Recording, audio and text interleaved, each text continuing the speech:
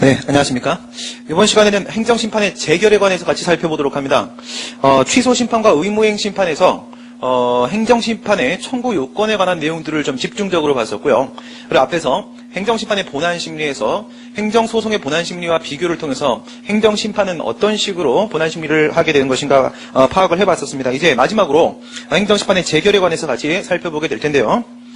지금 말씀드린 것이 우리 행정소송에서도 3단계로 나눠가지고 봤었습니다. 첫 번째, 소송재판에서 소송 요건에 대한 논의를 했었고, 두 번째, 본안재판에서 본안 요건, 그리고 본안 심리에 관한 이야기를 했었고요.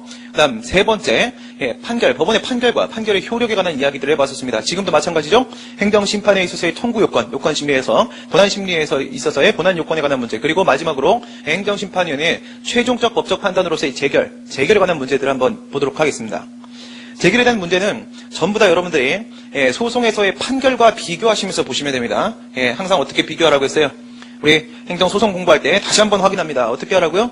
취소소송 먼저 공부한다. 그 외에는 취소송 외 항고소송은 취소송과 비교하면서 학습한다. 그 다음 당사자 소송은요. 항고소송과 비교하면서 논의한다. 여기까지가 주관적 소송이다. 그리고 민중소송이나 기관소송은 주관소송과 비교해서 객관소송에 관해서 논의한다. 그리고 나서 행정소송까지 공부를 했으면 행정심판은 행정소송과 비교를 하는데 행정심판에는 오직 뭐밖에 없다? 처분 또는 부작에 대한 항고심판밖에 없다. 그래서 소송 중에서도 항고소송과 비교하면서 우리가 학습을 하게 된다고 했습니다. 지금 행정심판의 재결에 관해서 이야기를 할 것이기 때문에 법원의 판결과 비교를 하면서 여러분들이 공부를 해주시면 되겠습니다. 먼저 도의식 체계도 가지고 보지 않고요. 우리 의무행심판과 행정심판의 재결, 도의식 체계도가 있었는데 그 좌측 하단에 있는 내용이 행정심판의 재결에 관한 교과서 내용을 여러분들이 다 아셔야지만 비로소 알 수 있는 내용입니다. 굉장히 좀 복잡한 내용이에요. 그래서 먼저는 교과서 가지고 같이 보도록 하겠습니다. 먼저 1번. 행정심판 청구 사건에서 행정심판위원회가 일정한 심리를 거쳐서 여기서 일정한 심리라고 하게 되면 요건 심리와 본안 심리를 모두 포함하는 것입니다. 최종적으로 행하는 법적인 판단을 말하는 것이다. 아래 보시면요. 행정심판법 2조 3호에서 재결에 관한 정의 규정을 두고 있고요. 역시 마찬가지로 행정심판 청구에 대하여 6조에 따른 6조는 행정심판위원회 규정입니다. 6조에 따른 행정심판위원회가 행하는 판단이라고 하고 있습니다. 재결의 종류 보시게 되면 법원의 판결과 마찬가지죠. 1번에서는 요건 재결이 나오고 있고요. 2번에서 본안 재결이 등장하고 있습니다. 두 개 비교해 보시게 되면 요건 재결은요. 요건 심리의 결과를 말하는 거죠. 요건 심리는요. 청구 요건 고비 여부에 대한 판단을 말합니다. 이것은 심판 청구의 적법 부적법, 적부에 대한 판단을 말하는 것이고요. 이 요건 재결에는 하나밖에 없죠. 청구 요건을 모두 구비한 적법한 심판 청구라고 하게 되면 본안으로 넘어가는 것이고 만약에 부적법한 심판 청구라고 하게 되면 각하되는 것입니다. 그렇죠? 우리 법원의 판결 얘기했던 거랑 비교해 보세요. 각하라는 것은 물리치 각자의 아래 하자를 말하는 것이다. 어떠한 판단도 해주지 않겠다고 아래로 물리치는 겁니다. 즉 본안 판단을 거절하는 겁니다. 그에 비해서 이번에 있는 본안 재결을 보시게 되면 이것은 심판 청구의 당부에 대한 판단이다. 적법 부적법이 아니라 청구인의 주장의 이유 유무 정당 부당에 대한 판단을 말하는 것이다. 여기서는 청구 요건에 대한 것이 아니라 본안 요건에 대한 문제입니다. 본안 요건 뭐라고 했죠? 여기는 처분 부작위의 위법 또는 부당 여부. 이게 바로 본안 요건이었습니다. 행정심판의 본안 요건. 본안 심리의 결과를 말하는 것이고, 본안 재결에는 인용과 기각이 있다. 그죠? 인용, 인정할 인자에다가 받아들일 용자입니다. 너의 주장이 맞다라고 하는 거죠. 그 다음 기각은요. 기각은 뭐였어요? 버릴 기자에다가 물리치 각자입니다. 버린다는 건 뭐예요? 우선 가지고 왔다가 버리는 거죠. 그래서 가지고 왔다가 버린다? 거절하진 않았습니다. 가지고 올라왔다가 네 주장이 틀렸구나. 그래서 다시 아래로 버려버리는 거예요. 버릴 기자에다가 물리치 각자를 사용을 하게 됩니다. 우리 앞에 취소 심판과 의무행 심판에서도 보셨다시피 여기에 있는 인용 재결에도 인용 판결과 마찬가지로 일부 인용 재결이 있습니다. 그죠? 일부 인용 재결. 그것을 뭐라 불러요? 변경 재결이라고 부릅니다. 행정소송법 4조 1호에서는 취소 또는 변경을 구하는 소송이 취소였죠. 그중에 변경이 바로 일부 인용 판결이었습니다. 여기서도 마찬가지로 행정심판법 5조 1호에 보시게 되면 취소 또는 변경을 구하는 심판이 바로 취소 심판입니다. 그래서 여기서 변경 재결이 바로 일부 인용 재결이 됩니다. 물론 소송에 있어서의 변경은 소극적 의미의 변경으로서 뭐만 인정돼요? 사후적 변경 중에서도 분리가 가능하고 기속행위의 경우에서만 인정되는 일부 취소 판결만 인정이 되었었습니다. 그러나 우리 행정심판에 있어서의 변경이라는 것은 적극적 의미의 변경이었었죠. 적극적 의미의 변경은 사전적 변경이 가능합니다. 그래서 의무행심판이라는 게 존재하고 있죠. 또한 사후적 변경 중에서도 적극적 변경으로서 뭐가 인정돼? 수정이라는 것이 인정됐습니다. 분리가 불가능한 불가분적인 처분인 경우에도 그리고 심지어 재량행위인 경우에도 변경이 가능했었습니다. 모든 변경이 다 되는 것이었었죠. 이런 차이가 있었습니다. 그러면 로마차 2번의 재결의 종류부터 들어가도록 합니다. 요건 재결, 행정심판법 43조에 재결의 종류에 관한 규정이 있었죠. 43조 1항은 각하재결, 2항은 기각재결, 3, 4, 5항은 인용재결이었습니다. 그 중에서 3항은 취소심판의 인용재결, 4항은 무효등하기심판의 인용재결, 5항은 의무행심판의 인용재결이었습니다. 그래서 여기에 있는 요건재결, 각하재결은 모든 행정심판의 공통적인 내용입니다. 위원회는 심판 청구가 적법하지 아니하면, 즉 청구 요건이 구비되지 않으면, 청구 요건 뭐 대상 적격, 청구인 적격, 협의의 심판이, 피청구인 적격, 청구 기간 여기까지 5개였습니다. 그 중에 하나라도 흠결되면 그 심판 청구를 각하한다, 거절하고 돌려보낸다. 의 보시면 심판 청구가 청구 요건을 구비하지 못해서 부적법한 경우에 거절하는 형태의 각하 재결. 만약 요건을 모두 구비했을 때는 별도의 재결은 없다. 그렇죠? 본안으로 들어가고 본안 재결로 연결됩니다. 취소심판과 무효등하기심판, 의무행심판, 행정심판의 종류는 3개였었고요. 각하 재결은 모두 다 똑같습니다. 그렇죠? 모두 똑같습니다. 그다음 2번에 본안 재결로 가보도록 합니다. 심판 청구가 본안 요건을 충족하였는지 여부, 즉 처분 또는 부작위의 위법 부당 여부죠. 따라 청구의 전부 또는 일부를 인용하거나, 여기까지가 인용이었죠. 인용에는 전부 인용과 일부 인용이 있었습니다. 기각에는 일반적인 기각과 그 다음에 예외적인 기각으로서의 사정재결이 있습니다. 사정재결이. 뭐 조심하시라고 했어요? 일부 기각이라는 건 없다. 그렇죠? 일부 기각. 일부 기각은 일부 인용과 실체적으로 같은 내용이죠. 그래서 변경하는 것은 일부 인용 쪽으로 포함을 시킵니다. 그래서 일부 기각이라는 것은 없다. 양으로 이번에 인용 재결을 보도록 합니다. 청구인의 주장이 이유 있음을 인정해서 이를 받아들이는 본안 재결을 우리가 인용 재결이라고 한다. 이름 보세요. 이름. 취소 심판의 인용 재결은요, 취소 또는 변경을 구하는 거기 때문에 취소 변경 재결입니다. 여기서 조심해야 될 거 뭐 있었어요? 여기서 취소 심판은 분명히 형성적 쟁송이었습니다. 형성적 쟁송. 그럼에도 불구하고 명령 재결이 일부 포함되어 있습니다. 명령 재결이, 그쵸? 변경 명령 재결이라는 것이 있었습니다. 그 차이점 비교하시고. 그다음 무효등 확인 심판. 무효등 확인 심판은 무효등 확인 재결이라고 부릅니다. 여기에 등에는 뭐가 포함되는 거예요? 무효 말고 4개가 추가되죠. 유효 포함되어 있고, 실효 포함되어 있죠. 그 다음에 존재, 부존재까지 포함되어 있습니다. 그쵸? 실효라는 것은 무엇이었었어요? 예를 들어 3개월 영업정지라고 하게 되면 3개월이라는 정지기간이 경과되면 그 정지처분의 효력이 소멸돼버리죠? 이런 걸 우리가 실효라고 한다. 그죠? 엄연히 나는 3개월 운전면허 정지처분을 받았는데 도로교통법 93조 1항에 따르게 되면 운전면허 취소를 할 수 있고 1년의 범위 내에서 운전면허 정지를 할 수 있죠? 3개월짜리 나왔다고 생각해 보겠습니다. 3개월 운전면허 정지처분 받았습니다. 그리고 나서 3개월 1일차에 운전을 했어요. 그런데 나보고 무면허 운전을 했다라고 해서 운전면허 취소를 아예 해버리려고 한다면 뭐라고 주장하겠습니까? 이미 기존의 운전면허 처분은 실효되었습니다 라고 주장을 하겠죠. 이럴 때 제기하는 것이 바로 뭐다? 실효 확인 청구입니다. 실효. 그 다음 또 어떤 경우 있을 수 있어요? 처분행정청이 그 처분을 이미 취소해버렸다면 이럴 때도 실효되었다 이렇게 볼 수 있겠죠. 그래서 무효, 유효, 실효, 존재, 부존재까지입니다. 의무행심판 보시게 되면 의무행심판의 인용재결은 우리가 통칭 의무이행재결이라고 합니다. 의무이행재결. 그런데 의무이행심판은 엄연히 이행적 쟁송임에도 불구하고 인용재결 안에 뭐가 포함되어 있었어요? 형성재결 들어가 있었습니다. 그래서 행정심판위원회가 뭐 할 수 있어요? 이행명령재결 말고 어떠한 처분을 하라고 이행명령하는 재결 말고 또 모두 가능해? 처분재결이라는 형성재결도 가능했습니다.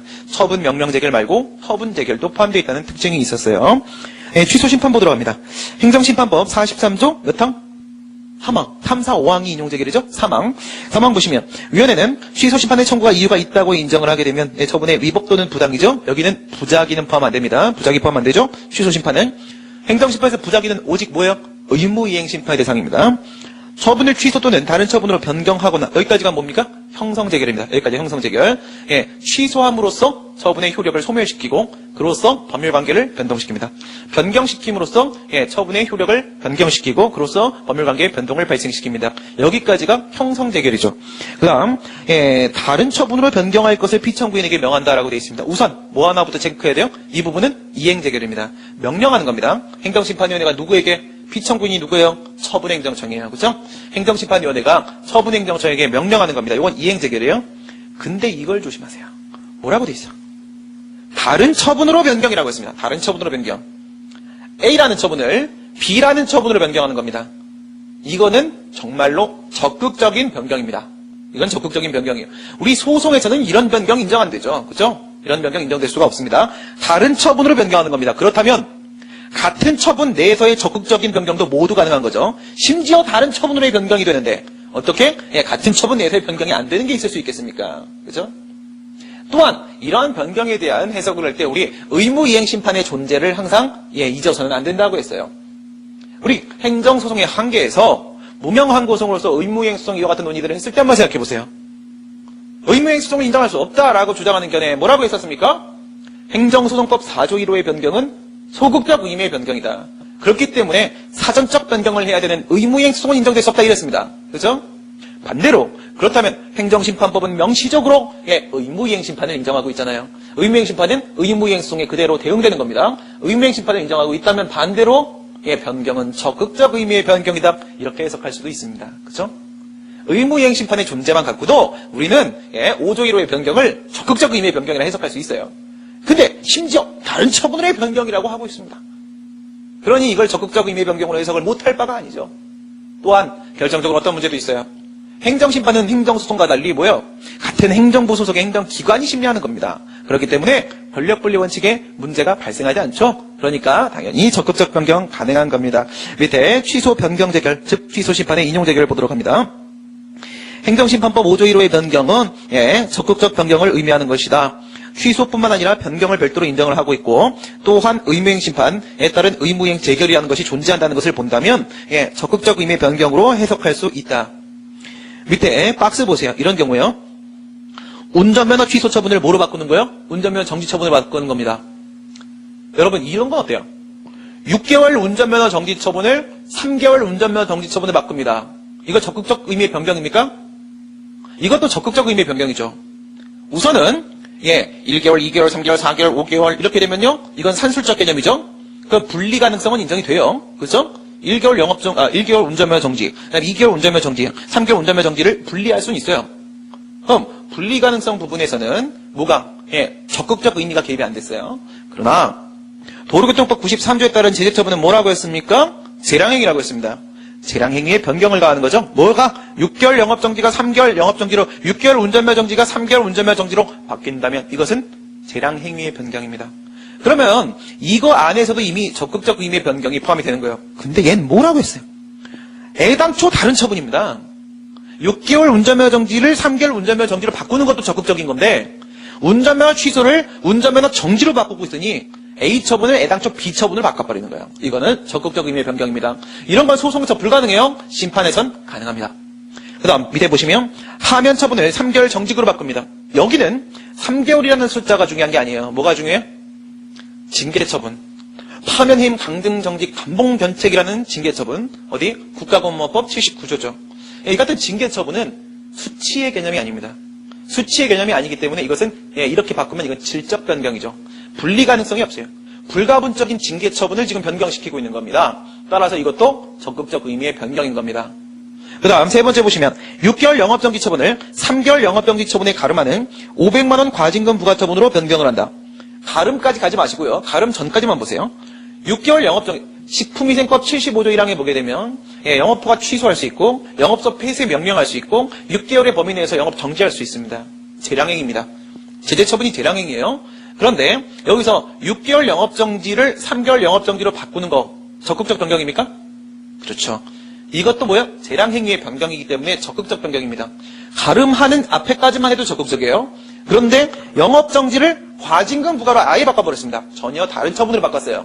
이런 변경은 당연히 적극적 변경입니다. 근데 이것도 가능해요. 행정심판에서는. 그 다음 맨 밑에 보시게 되면 1,000만 원 과징금 부과 처분을 500만 원 과징금 부과 처분으로 변경합니다. 이게 지금까지 우리 말씀드렸던 거예요. A 처분을 B 처분으로 바꾸는 게 동그라미 1번이었고 그 다음 동그라미 3번이었어요. 동그라미 2번은 질적 변경이었습니다. 분리 가능성이 없어요. 근데 맨 밑에 건 뭐예요? 이건 그나마 소극적 변경에 가장 근접해 있는데 그래도 이것도 적극적 변경입니다. 우리 법원의 판결에서 일부 취소 판결 가능성 문제를 다룰 때 기억나실 겁니다. 행정소송법 4조 1호의 변경은 소극적 의미의 변경이다. 과연 소극적 의미의 변경은 어디까지일까? 가능한 변경은 어디까지일까? 라고 했을 때 1단계 분리 가능성. 수치의 개념은 변경할 수 있다. 그러나 수치의 개념이 아닌 경우 질적 변경은 불가능하다. 양적 변경만 가능하다라고 했었습니다. 이건 뭐예요? 수치의 개념이기 때문에 양적 변경이 맞습니다. 그럼 이제 마지막 남은 게 하나 뭐예요? 특정 가능성이죠. 만약 이게 과세처분이라면 어떻게 돼요? 이 동그라미 4번은 여러분 과세처분이랑 비교해보세요. 1000만원 과세처분을 500만원 과세처분으로 변경한다? 그러면 이거는 무슨 변경이에요? 수치의 개념이니까 분리가능성 인정되고, 과세처분은 헌법 59조의 뭐 조세 법정주 원칙에 따랐을 때 무조건 기속행위다. 기속행위 변경이니까 이것은 소극적 의미의 변경이다. 그러나 이거는 똑같이 수치의 개념이니까 분리가능성은 인정됩니다만은 과징금부과는 항상 재량입니다. 재량행위 변경이에요. 재량행위 변경이니까 이거는 적극적 변경입니다. 법원에서는 불가능한 것이 행정심판위원회에서는 이런 것이 가능할 수 있다는 거예요. 우리 취소 심판의 인용 재결, 취소 변경 재결과 관련해서 변경에 대한 문제를 좀 봤습니다. 내려가 보도록 합니다. 종료. 행정심판법 43조 3항에 보게 되면 형성재결로서 처분 취소와 처분 변경이 포함되고 모두 있다. 처분 변경 명령 재결도 있다. 우선 형성적 쟁송에서 명령 재결이 있다는 것 자체가 굉장히 특이한 거예요. 우선 특이하다라고 의미를 좀 부여하세요. 그 다음에 위에 있는 형성 재결과 그대로 이렇게 대꾸를 시켜보세요. 뭐가 없어요? 취소 명령 재결이 없습니다. 그죠? 취소 명령 재결이 없어요. 원래 이런 거 없는 건가요? 원래는 있었습니다. 행정심판법이 2010년도 1월 25일에 전면 개정되기 전까지는 있었습니다. 그때는 다른 처분으로의 변경에서 다른 처분으로의라는 표현이 없었어요. 그리고 뭐라고 돼 있었냐면 취소 또는 변경을 명할 수 있다라고 돼 있었어요. 거기서는 처분 취소 재결, 처분 변경 재결, 처분 취소 명령 재결, 처분 변경 명령 재결 다 있었어요. 지금 뭐가 없어졌어? 취소 명령 재결이 없어졌어요. 그리고 변경 명령 재결만 남아 있습니다. 또 여기서 조심할 게 또 있어. 뭘 조심할까? 행정심판법의 행정심판 그리고 그에 따른 재결은요 일반 행정심판입니다. 만약에 개별법에서 행정심판 절차에 대한 규정을 두고 있다면 그건 뭐예요? 특별행정심판입니다. 우리 행정심판법 4조 1호에서 예외적으로 특별행정심판 절차를 인정할 수도 있다라고 돼 있죠. 특별히 필요한 경우에는 이라고 돼 있어요. 그 중에서 뭘 생각해 보시냐면 공무원에 대한 소청심사 생각해 보세요. 소청심사는 특별행정심판입니다. 근데 국가공무원법 14조 5항에 보시게 되면 이 특별행정심판으로서 소청심사의 재결, 결정에 대한 규정이 있어요. 거기는 여러분 공무원 소청심사에도요 취소심판이 있고 무효등하기 심판이 있고 의명심판이 똑같이 있습니다. 특별행정심판이 똑같이 있어요. 똑같이 있는데 거기서 취소심판에는요 구행정심판법과 똑같이 취소 명령 재결이 아직 살아있어요. 알겠습니까? 국가공무원법에는 취소 명령 재결이 아직 살아있다. 그러나 일반 행정심판에는 이제 취소 명령 재결이 없다. 비교하실 수 있어야 돼요. 다음 이제 무효등하기 심판 보도록 합니다. 근거 규정. 위원회는 무효등하기 심판에 청구할 이유가 있으면 인용 재결을 하겠죠. 처분의 효력 유무 또는 존재 여부를 확인한다.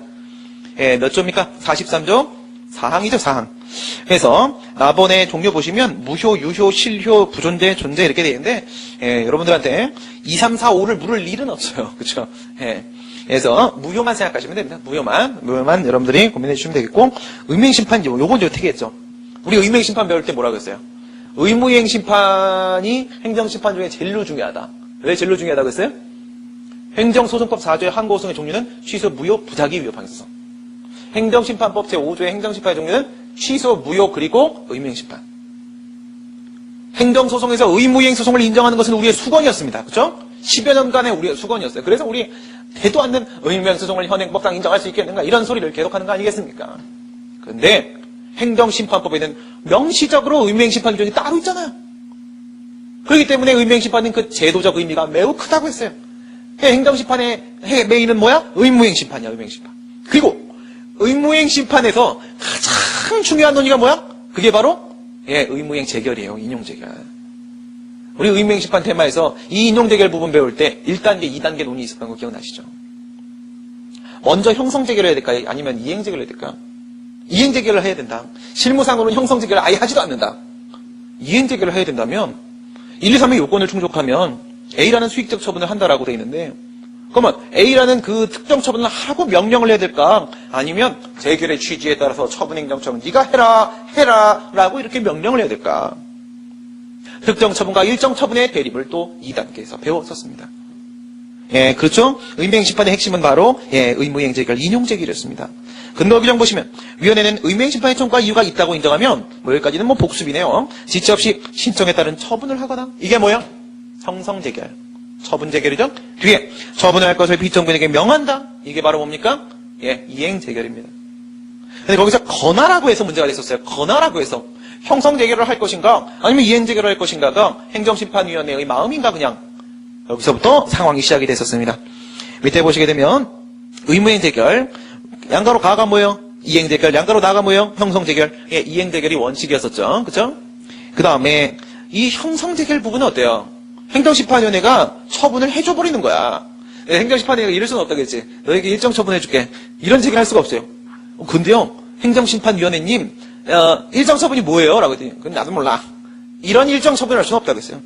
형성 재결을 한다면 항상 특정 처분 재결밖에는 불가능하다고 했습니다. 그러다 보니 형성 재결 부분에서는 2단계 논의는 있을 수가 없는 거죠. 근데 1단계에서 처분 명령 재결, 이 이행 재결 파트를 보시게 되면 2단계 논의가 들어와요. 2단계 논의가 뭐예요? 특정 처분 명령 재결을 해야 되나, 일정 처분 명령 재결을 해야 되나, 이런 논의가 있었어요. 이때 만약 여러분 의무이행 심판은 몇 유형이에요?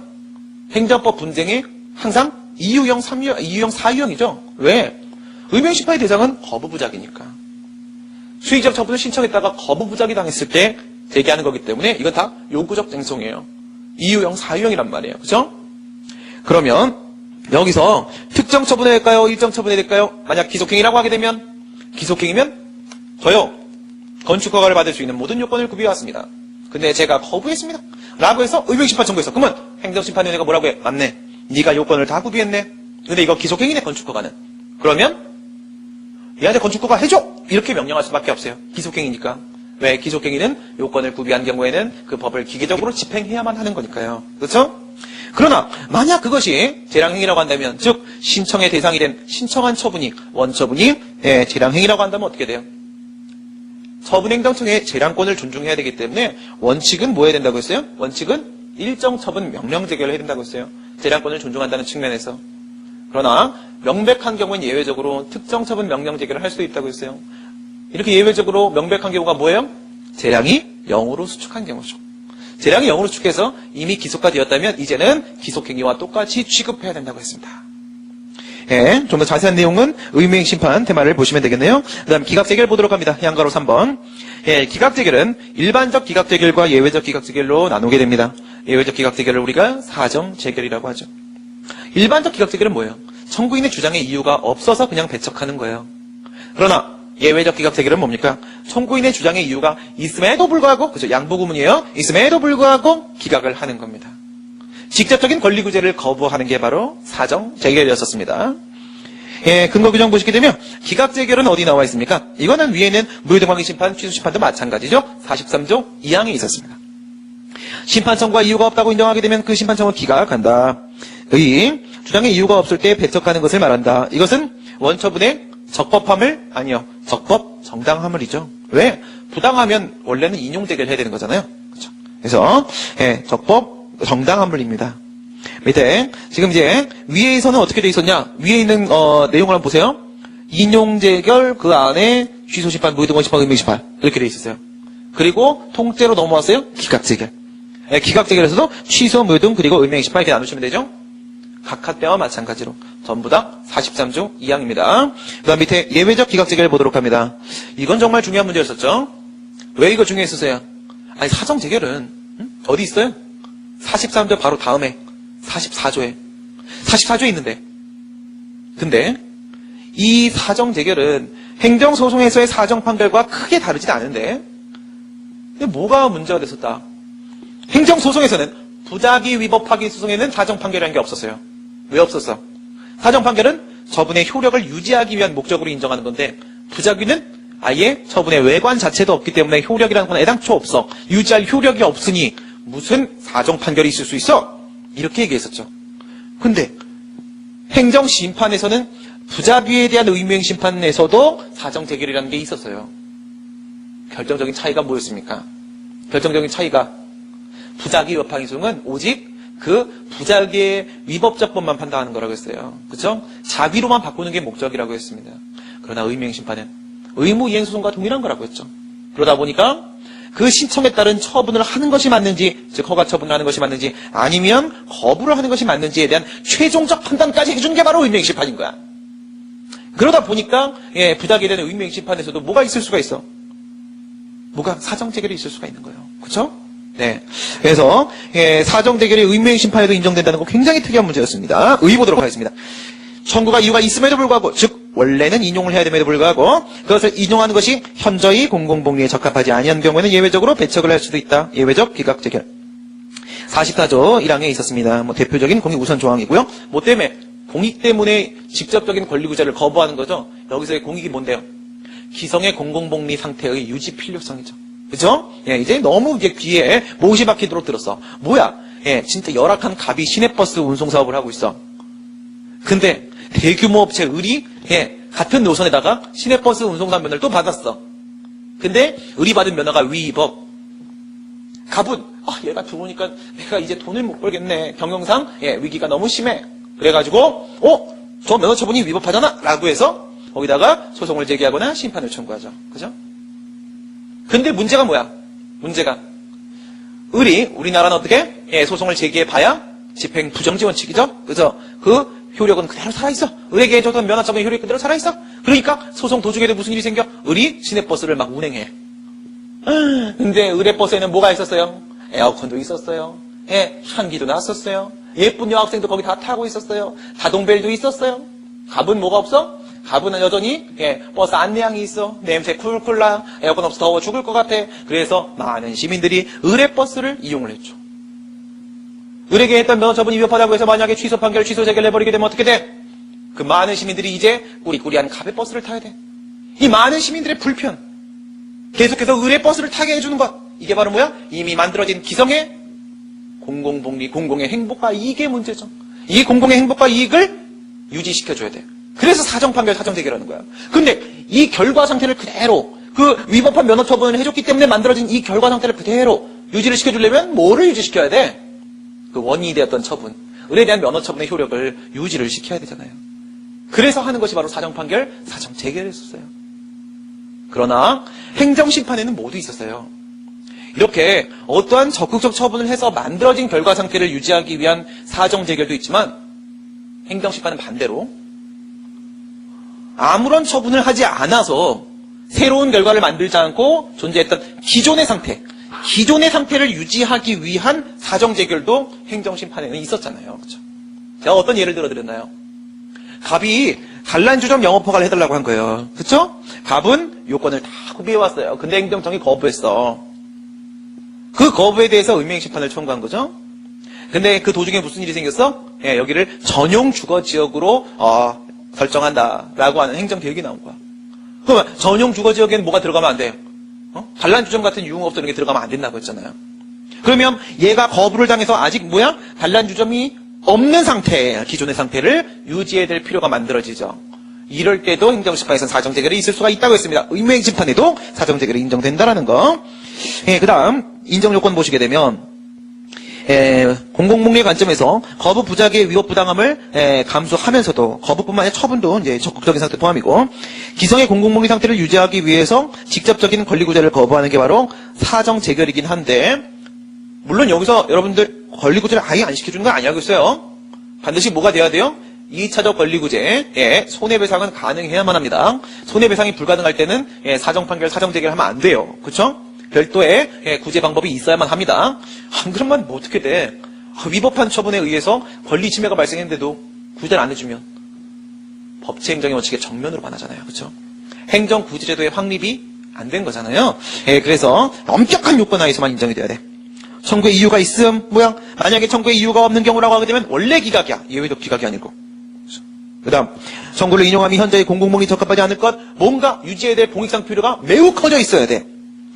취소 심판의 경우에 있어서는 그 처분을 취소나 변경하는 것이 이런 공익에 반해야 되고 그 다음 의무행심판 이거 중요하죠? 반대 상황도 있을 수 있다고 했어요. 적극적 처분을 해서 발생하는 공공복리에 반한 상태 이건 우리가 어떻게 해석할 수 있어? 기존의 상태를 유지시켜야 될 필요죠. 기존의 상태를 유지시켜야 될 필요 이게 매우 클 때만 가능하다. 그 다음에 적용 범위 보시게 되면 취소 심판에는 이와 같은 사정재결이 인정이 될 수 있습니다. 44조 1항에 사정재결 규정이 있어요. 뭘 봐야 돼? 44조 3항이죠. 44조 3항에 보시게 되면 우리 행정심판법 27조도 그랬었어.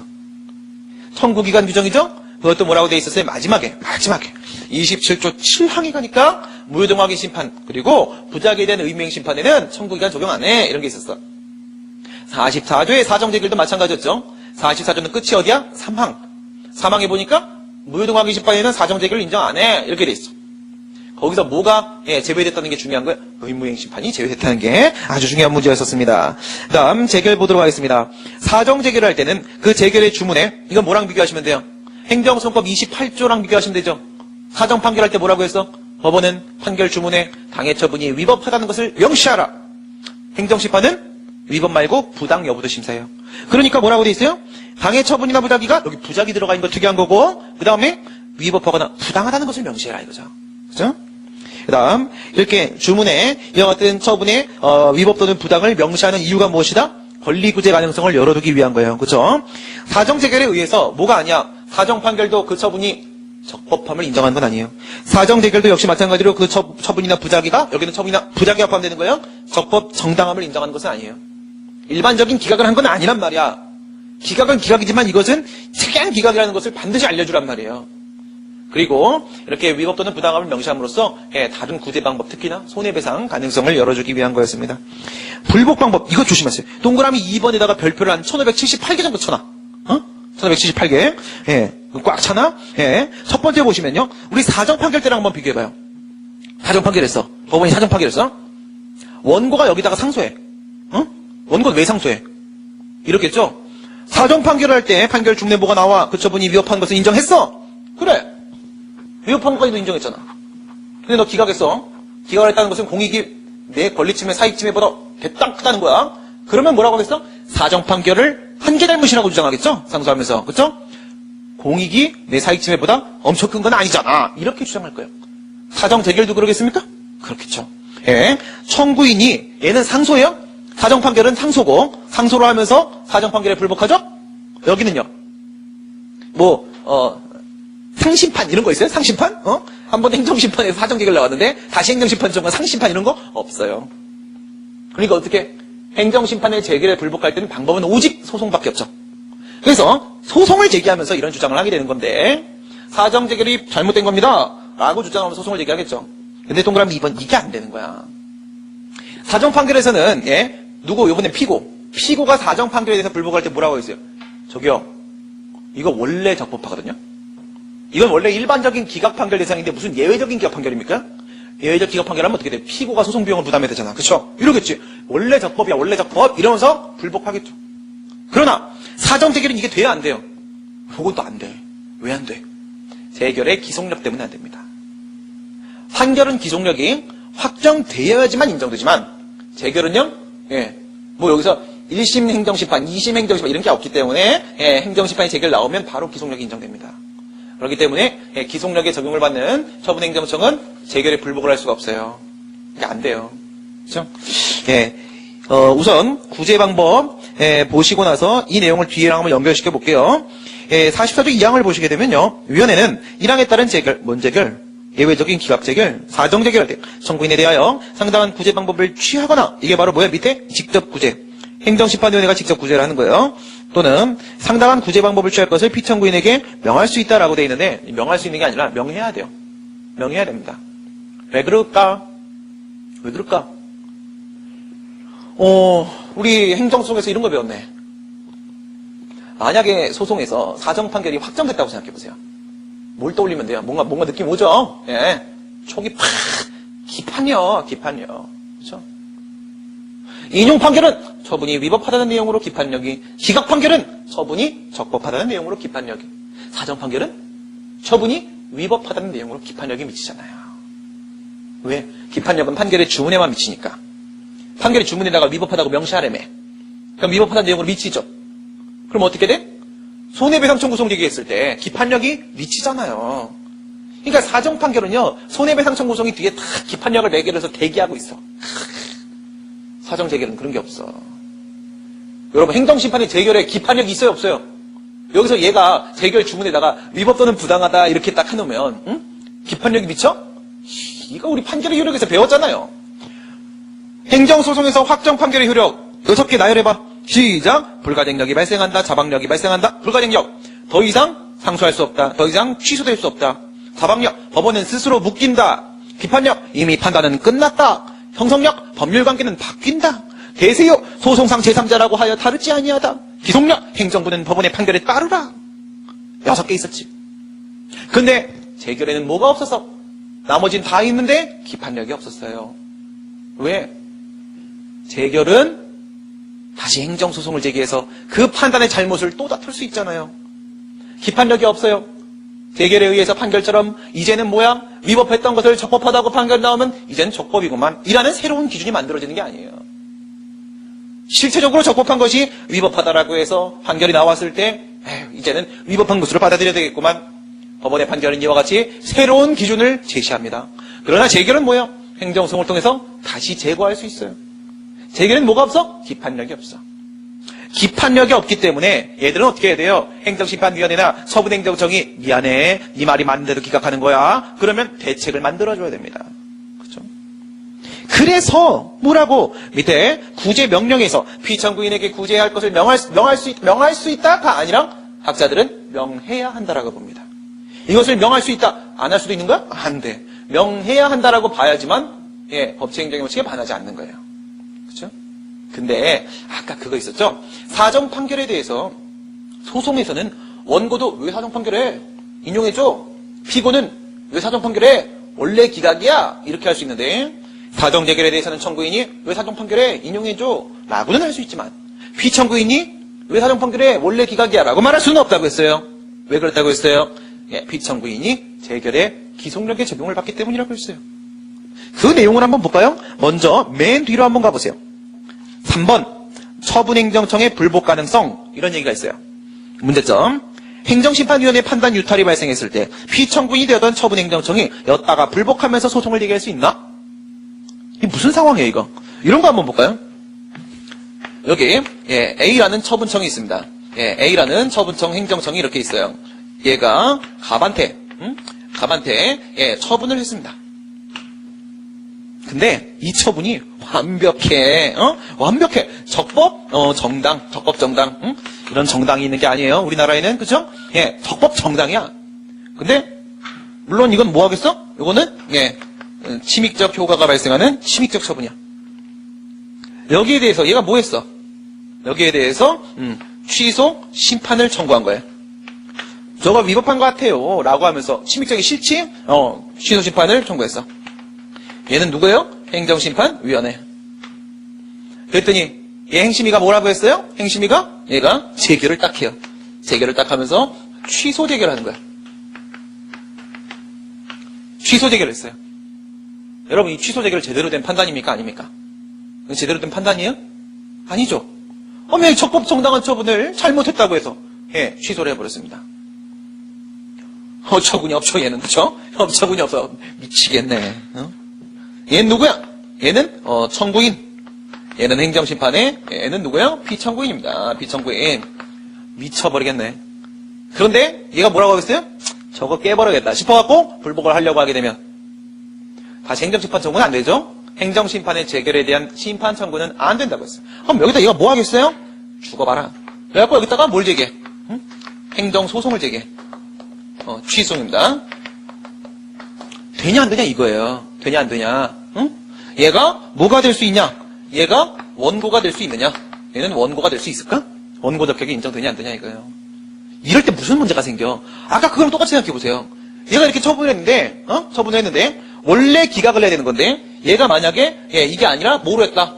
사정 재결했다. 그거랑 한번 연결시켜보는 겁니다. 사정 재결했다. 이때도 얘는 어처구니 없겠죠? 지금 이 적법 정당한 처분을 위법 또는 부당한 처분이라고 인정을 하고 사정 재결한 거잖아. 이거나지 뭐 그치? 이것도 뭐라고 하는 거예요? 이것도 위법 부당을 인정한 거예요. 밑에 것도 뭐예요? 밑에 것도 위법 부당을 인정을 한 거예요. 인정한 거예요. 얘나 얘 입장에서 다 매한 거잖아. 되냐고요. 아까 뭐라고 했어? 안 된다고 했잖아요. 여기다가 못 한다고 했잖아요. 그럼 이것도 안 되는 거잖아. 왜 안 되는 건데? 이건 재결이니까. 재결에서 뭐가요? 행심법, 행정심판법 몇 조? 49조 1항. 이게 뭐야? 기속력 규정이야. 얘한테 기속력이 미치기 때문에 이 재결은 행정청을 구속한다. 얘는 여기다 불복 못한다.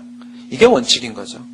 그 같은 문제를 얘기하는 거예요. 과연 절대 안 되는 거야? 이런 문제가 생겼어요. 부정설 보시게 되면 행정심판의 인용재결은 기속력은 판결도 재결도 인용되었을 때만 인정되죠. 부작위청 포함하다 못했고 기속력이 인정된다. 행정소송은 국민의 권익구제를 목적으로 하는 거지 행정기관의 다툼. 그러니까 얘도 행정기관, 얘도 행정기관이죠. 행정기관 간의 다툼의 문제가 아니다. 제한적 긍정설. 자치사무에, 여기는 긍정설은 없습니다. 여기서 긍정설 쓰는 순간, 어처구니없는 나옵니다. 자치사무에 속하는 처분에 대한 인용재결이 위협한 경우에는, 자치권 침해 문제가 인정되기 때문에, 가능하다고 봐야 된다. 이건 뭐죠? 이거 어떤 상황이에요? 여러분, 이런 거 한번 생각해 보세요. 만약에 얘가 여기 처분을 했어요. 근데 이 처분이, A라는, 자치구의 고유한 사무입니다. 고유한 사무. 자치사무야. 이 자치사무는 원래 누가 해야 되는 거예요? A 자치구, 그쵸? A 지방자치단체가 해야 되는 거야. 근데 얘는 뭐 하는 거예요? 이런 걸 우리 알기 쉬운 행정법에 뭐라 불렀어요? 행정기관은 국가나 지방자치단체의 손과 발의 역할을 해주는 놈들이다. 신체기관이다. 얘는 사람이 아니다. 왜 그러느냐? 국가나 지방자치단체는 관념적 존재이기 때문에 실체가 없다. 눈에 보이지 않는다. 얘들이 뭐 일을 해야 되는데 일을 할 수가 없어. 그쵸? 국가가 우리 집에 찾아와서 띵동 세금 내세요 라고 한 거 본 적 없다. 대신 누가 일을 해줘야 된다? 노량진의 100만 공무원이, 그죠? 100만 공무원이 얘들의 손발이 돼서 일을 대신해줘야 된다. 그럼 얘는 뭐 한 거야? A라는 지자체의 일을 대신한 것 뿐이야. 근데 이거는 얘가 A라는 자치구에 뭐 한 거예요? 지방자치단체의 자치권을 행사한 거예요. 자치사무이기 때문에. 얘의 권리를 행사한 겁니다. 지방자치단체의 권리를 행사한 거라고요. 근데 이 권리 행사에 대해서 엄연히 제대로 된 건데도 얘가 잘못했다라고 해서 이걸 취소해서 없애버리게 되면 A 지방자치단체의 자치권이 침해되지 않습니까? 이 지방자치단체는 사람 맞잖아요. 그렇죠? 공법상 필요에 의해서 법인격을 부여한 사람의 권리가 침해되었으니 이 사람의 권리를 구제해줘야 하겠죠. 그래서 이럴 때는 예외적으로 얘가 소송을 수행해봐야 얘가 하는 거예요? 아니죠. A 지방자치단체를 그냥 대신해서 소송 수행하는 것밖에 없는 거잖아. 실제 원고는 누구야? 원고가 얘가 아니라 실제 원고는 누구야? A라는 사람입니다. A라는 지방자치단체라는 사람이라는 거예요. 그래서 얘의 원고적 격을 예외적으로 인정해야 되지 않겠느냐 이겁니다. 여러분 우리 지방자치법에 보시게 되면요. 지방자치단체가 소송을 막 제기해요. 지방자치법에 보면요. 그렇죠? 지방자치단체가 막 소송을 막 제기하는데 항상 그 소송을 담당하는 건 누구예요? 지자체장. 그러니까 그게 입법 과오가 아니라 지자체장이 지방자치단체의 소송 수행을 대신하는 것밖에 없는 거예요. 이건 실제 A라는 지방자치단체가 원고가 되는 거란 말이에요. 왜 이렇게 제가 여기다가 막 열을 냈을까요? 이게 맞다는 소리를 하고 싶어서 그렇지 뭐. 그죠? 판례 보도록 합니다. 판례는 좀 냉정해요. 처분행정청은 재결에 기속되어 피청구인입니다. 재결의 취지에 따른 처분 의무를 부담하게 될 뿐이고 어디다 재결에다 불복을 하느냐. 이딴 건 인정할 수 없다. 참 판례 항상 이렇게 형식 논리적이에요. 그렇죠? 검토 보시면 재결의 기속력은 재결의 실효성 확보를 목적으로 하는 것일 뿐 불복 금지는 아니다. 불복 금지. 절대 불복하지 마. 그런 의미는 원래부터 아니었지 않는가? 아니, 기속력의 문제와 불복 가능성 문제를 왜 이렇게 연결시키냐? 기속력은 불가증력이 발생했을 때 비로소 완성되는 효력이다. 불가증력 발생 안 했기 때문에 지금 싸우려고 하는 거 아니냐? 세 번째, 이건 지방자치단체 문제다. 자치사무의 경우에 있어서는 독립된 법주체로서 외부법 관계 문제다. 이건 내부적 문제가 아니다. 위에서 뭐라고 했어요? 행정기관끼리 싸우지 않냐? 이런 얘기를 비판한 거예요. 그죠? 그 다음, 자치사무는 고유한 권리, 자치권 침해로서 A 지자체의 권리 침해 문제 아니냐? 이거 주관적 소송 아니냐? 라고 해서 이렇게 인정을 시키시면 됩니다. 이게 이제 다수설이에요. 그럼 여기서 하나, 우리 심화학습 한번 해볼까? 혼자 또 열려다가, 오늘 신났어요. 그죠?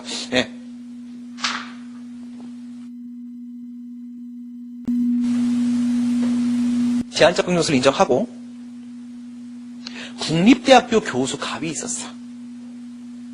근데 이 교수 갑이 기간제로 임명이 됐었어요. 그리고 나서 그 기간이 만료가 됐어요. 그래서 재임용 신청을 했어요. 여기다가 재임용 거부를 했습니다. 국립대학교 총장이. 갑은 내가 뭐가 문제 있는데 재임용 거부해? 라고 하면서 교원 소청심사위원회에 소청심사를 청구했습니다. 그런데 교원소청심사위원회에서는 재임용 거부가 맞다라고 하면서 기각 재결을 했습니다. 죄송합니다. 갑의 주장이 옳다라고 하면서 인용 재결을 했습니다. 이때 국립대학교 총장은 교원소청심사위원회의 결정에 대해서 소송을 제기할 수 있을까요? 첫 번째, 두 번째 보도록 합니다. 이번에는 고려대학교 교수 갑이 있습니다. 이거는 사립대학교의 대표 주자가 고려대학교이기 때문에 이렇게 하는 거예요. 그래서 고려대학교의 교수 을이 있어요. 을이. 얘도 역시 기간제로 임용이 됐습니다.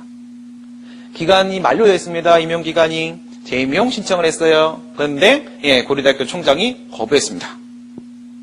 근데 사립학교 교수도 교원소청심사위원회에 소청심사 청구를 할 수가 있어요. 교원지위 향상법에 근거해서. 얘가 교원소청심사위원회에 소청심사 청구를 했습니다. 근데 교원소청심사위원회에서 교수 을의 말이 맞군! 라고 하면서 인용재결을 했습니다. 이때 고려대학교 총장은 이 교원소청심사위원회 결정에 대해서 불복하여 소송을 제기할 수 있을까요? 어때요? 국립대학교, 그 다음에 사립대학교. 전자는 불가능하고 후자는 가능합니다. 왜 그럴까요? 국립대학교 총장의 재임용 거부는 이거는 행정청의 행위로서 처분입니다. 그리고 처분이 있었기 때문에 교원소청심사위원회 결정은 행정심판의 재결입니다.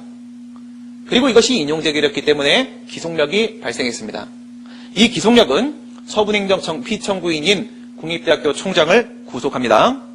그리고 또한 이것은 자치사무 문제가 아니에요. 그러므로 국립대학교 총장은 이 인용재결 교원소청심사위원회 결정에 대해 소송 제기를 할 수가 없어요. 그러나 이건 어때요? 고려대학교 총장의 재임용 거부는 처분이 아닙니다. 이 임용관계는 사법관계이기 때문에 처분이 아닙니다. 그리고 교원소청심사위원회 결정은 따라서 이것이 첫 번째 처분입니다. 첫 번째 처분인데 이것은 교수 갑에게는 교수 을에게는 수익적인 처분이고 그 다음에 고려대학교에게는 침익적인 처분이기 때문에 제3자효 행정행위입니다. 그러므로 이때 고려대학교 총장은 처분에 대해서 소송을 제기하는 겁니다. 재결이 아니에요. 처분에 대해 소송을 제기하는 겁니다. 그래서 따라서 이것은 가능할 수 있습니다. 재결의 기속력 문제 자체가 발생하지 않습니다. 너무 깊이 들어갔나? 다시 앞으로 넘어가도록 하겠습니다. 사정 재결까지 우리가 봤고요. 그 다음에 로마자 3번의 재결의 효력까지 보면 끝나겠습니다. 재결의 효력 보시게 되면 재결에도 판결과 마찬가지로 효력이 있습니다. 구속력이 인정이 되는데 뭐뭐 인정돼요? 첫 번째 불가쟁력, 두 번째 불가변력, 세 번째 기판력 없고, 네 번째 형성력 있고, 다섯 번째 배세효 있고, 여섯 번째 기속력 있고. 판결의 효력과 비교했을 때 하나만 빠진다고 했어요. 1번 불가쟁력 보시게 되면 행정행위 불복기간이 경과하거나 쟁송선을 모두 거친 경우에는 더 이상 그와 같은 행정행위 효력을 다툴 수 없게 되는 힘을 우리가 불가쟁력이라고 한다. 여러분 재결은 행정행위의 일종입니까? 맞죠? 맞다고 했습니다. 그렇죠? 재결도 분명히 권리임에 영향을 미칩니다. 행정청의 행위가 맞습니다. 행정심판위원회는 합의제 행정청입니다. 행정행위의 일종입니다. 판결에는 그 효력으로서 확정력이 인정되고 행정행위에는 그 효력으로서 존속력이 인정됐었습니다. 판결의 확정력은 형식적 확정력이 불가증력, 실질적 확정력을 기판력이라고 했었습니다. 행정행위의 형식적 존속력은 불가증력, 실질적 존속력은 기판력이 없기 때문에 불가변력이라고 했었습니다.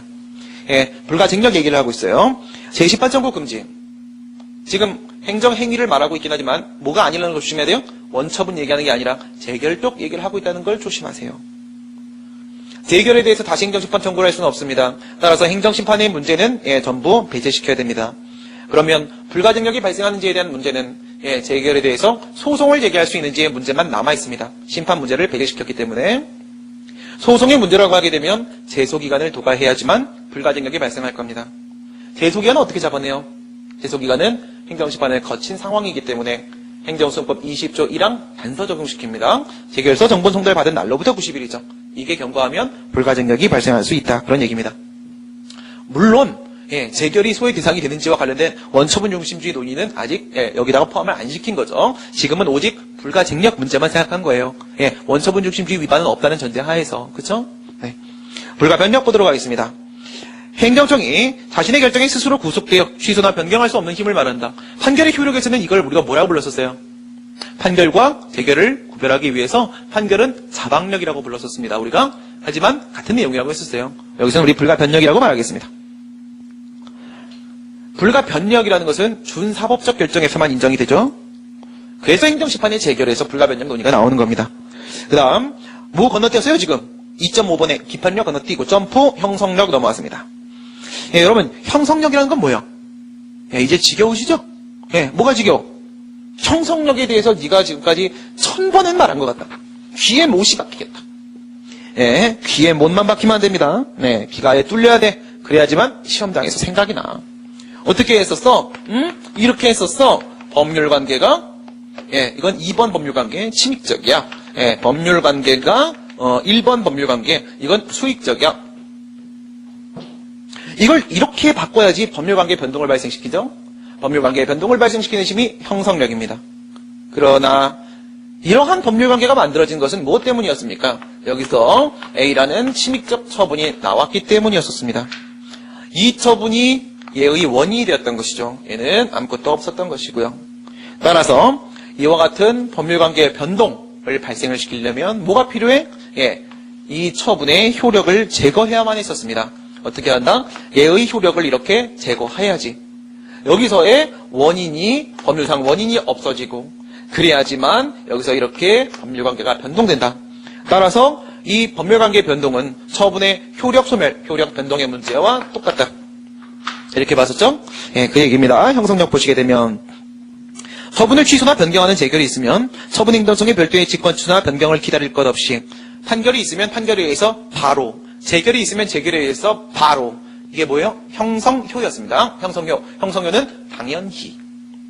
당연히 그다음 당연히 그 처분의 효력이 그다음 뭐예요? 소급효. 소급하여 소멸하거나 변경되는 효력을 우리가 형성력이라고 한다. 형성력에는 무엇과 무엇이 포함돼? 형성효, 당연히, 소급효, 소급하여 두 개가 포함되죠. 이건 뭐랑 비교해야 돼? 집행정지, 그렇죠? 집행정지 결정도 형성력이 인정되지만 집행정지 결정엔 뭐가 없었어? 소급효가 없었어요. 그건 장래효였습니다. 거기는 오직 형성효만 있었습니다. 다음 판례 보도록 합니다. 행정심판의 재결의 내용이 스스로 처분을 취소하는 것일 때 취소 재결, 형성 재결이란 말이죠.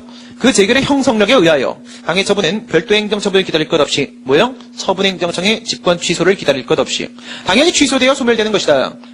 재결이 있으면 당연히 소멸된다. 그러면 법률관계는 같이 바뀐다. 형성력을 인정했습니다.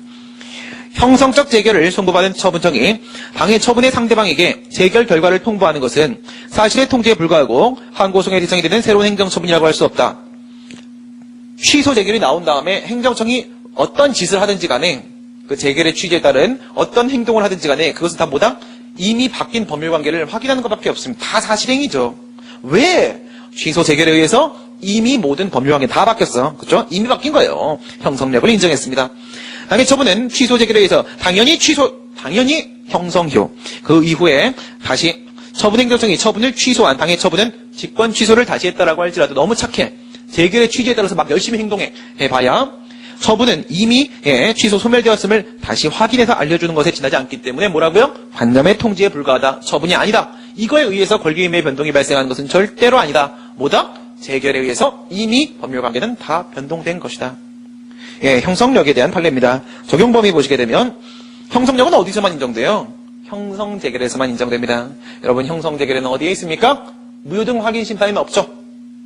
어디만 있어요? 취소심판과 의무행심판에만 있습니다. 취소심판에는 형성재결이 2개 있고 이행재결이 하나 있었습니다.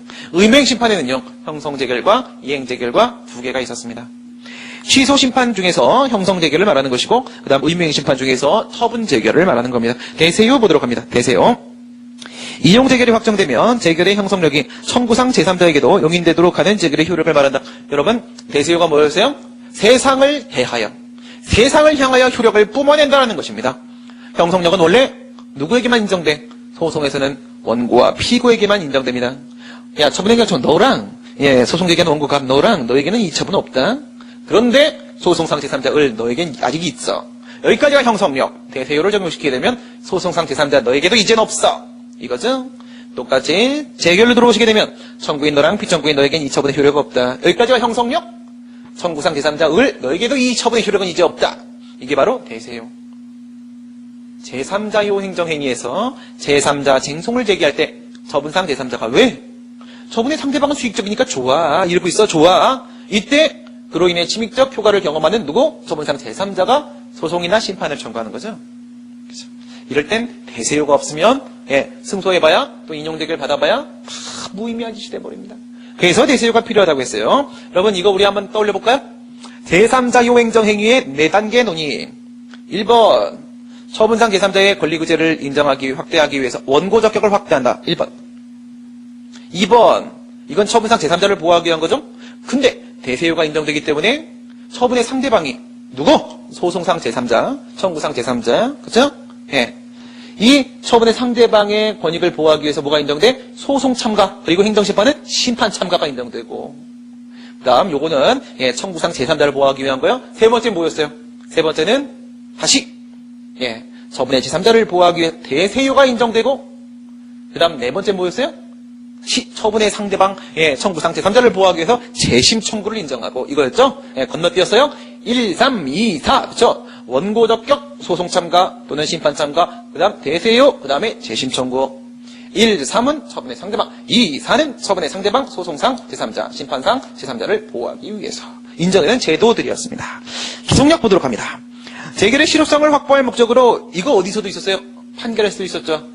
왜 실효성 확보를 위해서 기속력이라는 게 필요해?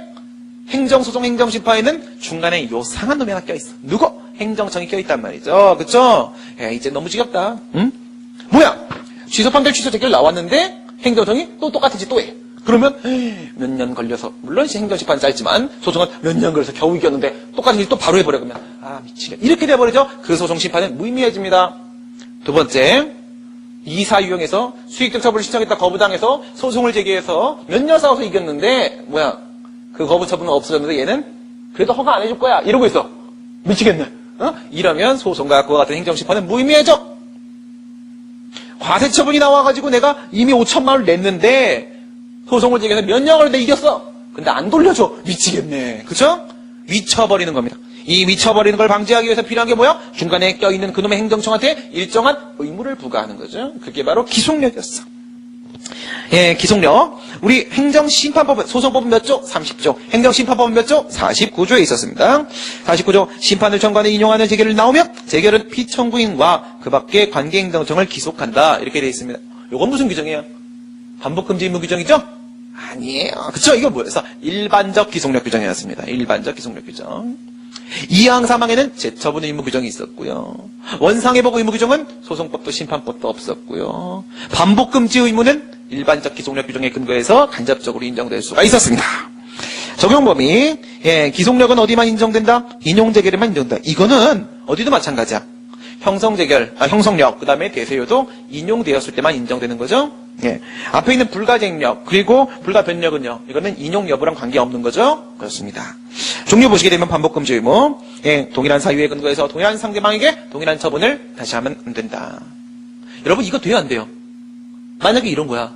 행정청이 야, 갑 너 유해식품 판매했다. 그래갖고 영업허가 취소를 했어요. 근데 얘가 그런 거지? 나는 유해식품 판매한 적 없는데? 이러면서 소송을 제기했어요. 근데 이 법원이 뭐라고 해서? 그거 그냥 맛있는 음식이야. 유해식품이 아니야. 라고 해서 유해식품 판매 사실이 없음, 처분 사유 없음을 이유로 해서 취소 판결했어요. 그랬더니 처분행정청이 뭐래요? 영업허가 취소했던 건 미안해. 너 유해식품 판매했으니까 영업정지! 이렇게 하면 돼요? 똑같은 처분은 아니죠.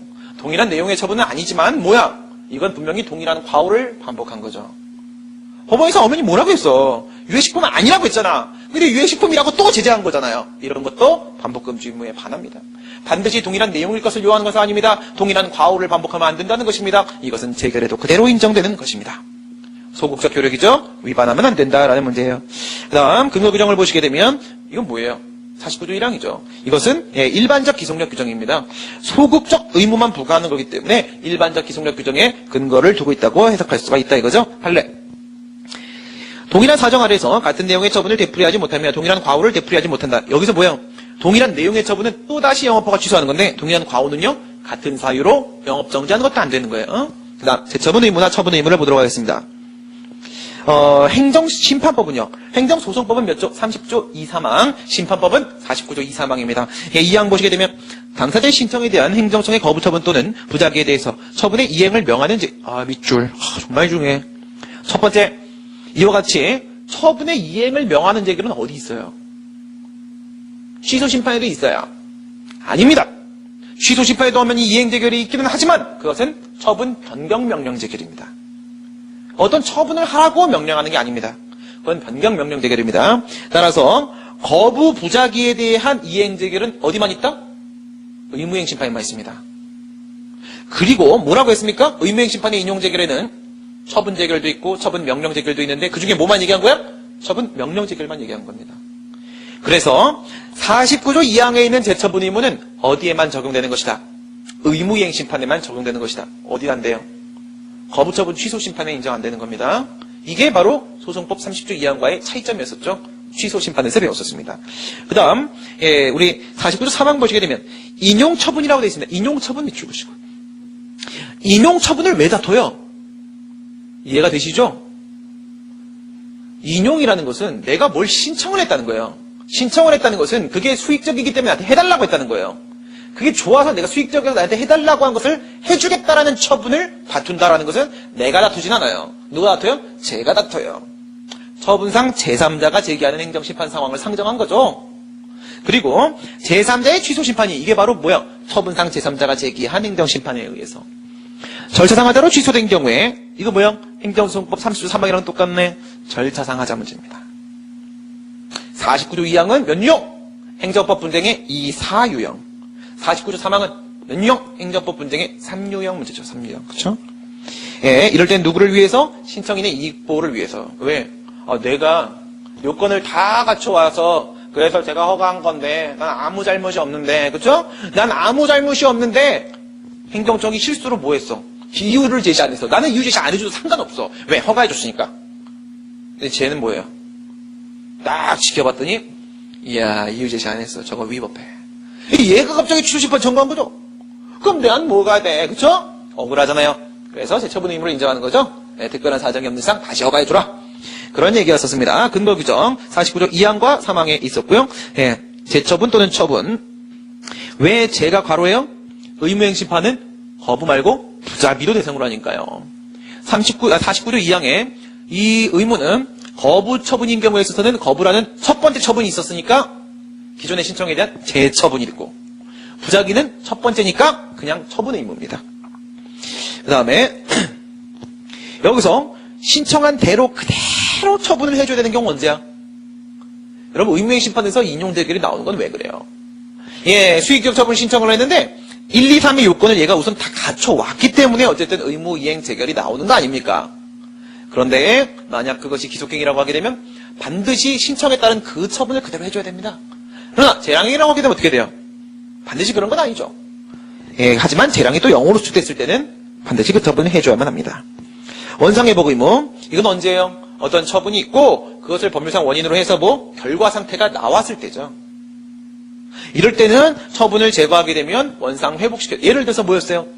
압류 처분, 내 재산을 압류해 갔어. 승용차를 압류해 갔어. 근데 압류 처분이 위법해. 그래서 내가 취소 심판을 청구했어. 그래서 취소 재결이 나왔어. 그럼 어떻게 돼야 돼? 행정청은 그것을 승용차를 돌려줘야만 합니다. 원상 회복 의무죠. 하지만 이것은 별도의 근거 규정이 없어요. 재결에 대한 불복 보도록 하겠습니다. 재결에 대한 불복 문제는 어디서도 약간 등장했었습니까? 항고소송상 대상 적격에도 일부 등장했었습니다. 재심판 청구 금지부터 모든 상황은 시작됩니다. 행정심판에 재결이 나온 상황이라고 하게 되면 다시 행정심판 청구는 안 됐죠? 소송으로 넘어갈 수밖에 없었습니다. 예, 그 다음 재결에 대한 행정소송을 제기한다. 이 문제는 뭐다? 원처분 중심주의 문제다. 원처분이 중심이다라는 뜻은 바로 뭘 말하는 거야? 원처분과 재결 모두 소송의 대상이 될 수 있는 것은 맞는데 원처분과 조금이라도 관련이 되어 있으면 원처분에 대하여 원처분과 하등의 관련이 없으면 즉 재결의 고유한 위법성의 문제면 재결에 대해서 소송을 제기하라는 것이었었죠. 그 다음에 이 부분 생각해 보세요. 여러분 재결의 고유한 위법이 없는데 재결에 대해서 소송을 제기했어요. 이렇게 생각해 볼까? 나한테 파면 처분이 나왔어. 공무원이에요 저는. 근데 소청 심사를 청구했더니 정직 처분으로 바꾸는 재결을 했어요. 여러분, 일부 인용 재결은 재결의 고유한 위법이 있어요, 없어요? 없죠. 파면이라는 원처분이 재결에 의해서 수익적으로 일부 변경이 되고 정직이라는 형태로 남아있는 것 뿐이에요. 근데 나는 그것도 모르고 그 정직으로 바꾼 재결에 대해서 취소를 지겠어요. 그러면 이건 뭐죠? 재결의 고유한 위법이 없는데도 불구하고 재결에 취소를 제기한 거죠. 그러면 행정소송법 19조 단서에 원처분 중심주의에 위반된단 말이야. 근데 19조의 제목이 뭐예요? 대상적격. 그러면 대상적격 흠결로 이 재결에 대한 취소는 각하 판결하는 게 맞습니까? 각하의 대상이에요? 대상적격 흠결이에요? 아니라고 했죠. 이건 기각 판결하는 것이 맞습니다. 왜 그렇습니까? 행정소송법 19조 본문에서는 처분 등이 바로 취소의 대상이라고 했으면 등도 포함되어 있었습니다. 재결은 취소의 대상적격은 항상 충족됩니다. 그리고 재결의 고유한 위법이라고 했는데 위법적법에 대한 판단은 본안에서 하는 문제입니다. 그렇죠? 재결 취소를 제기하면 법원은 뭐 한다고 했어요? 우선 재결의 고유한 영역이 있는지를 본다고 했어요. 재결의 고유한 영역이 없으면 기각시킵니다. 왜? 그 영역 안에 위법성이 있는지만 봐야 되는데 그 고유한 영역 자체가 없으면 고유한 위법이라는 건 없는 거야. 고유한 영역이 있다고 하더라도 그 안에 위법성이 없으면 위법하지 않은 거니까 기각을 하는 거야. 위법적법은 무슨 문제다? 위법적법은 본안 문제다. 그런 얘기입니다. 각하 판결설. 이것은 대상적격 흠결로 가까야 된다. 기각 판결설. 재결의 고유한 위법이 없다면 기각하는 게 맞다. 판례보세요. 재결 자체 고유한 위법이 없는 경우에는 재결 취소를 기각 판결설의 입장이죠. 이게 맞습니다. 그 다음 본안 재결의 내용상 고유한 위법. 이건 무슨 얘기일까요? 여러분 원처분 중심주의 논의할 때는 크게 어떻게 나누라고 했어요? 요건 재결, 각하 재결하고 본안 재결을 두 개로 나눠보라고 했어요. 재결의 위법은 우선 있다고 치겠습니다.